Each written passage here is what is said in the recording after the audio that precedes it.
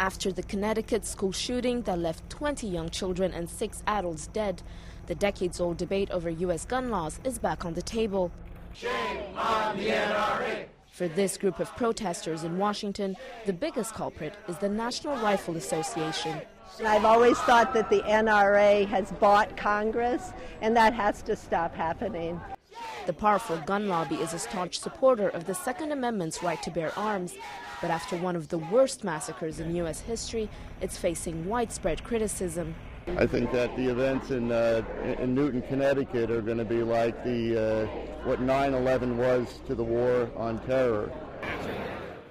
With nearly 300 million privately owned firearms in the United States, Americans are the most powerfully armed civilians in the world.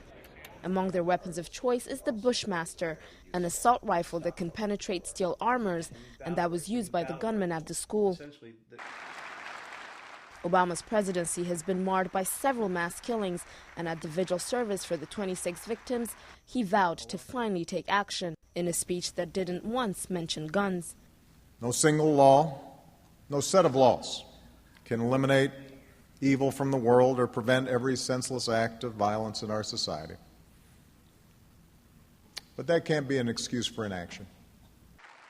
To change the laws, Obama needs Congress to act, and so far, Republicans, with pressure from the NRA, have been opposed to any reform of the federal gun laws. But experts say the gun lobby is not as powerful as it seems.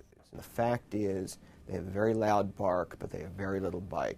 They spend a lot of money, they make a lot of noise, and their candidates lose. So they really are not a force to be afraid of. With more politicians speaking up in favor of tougher laws, some say this could finally be the tipping point. But if past patterns are anything to go by, rarely does moral outrage translate into legal action.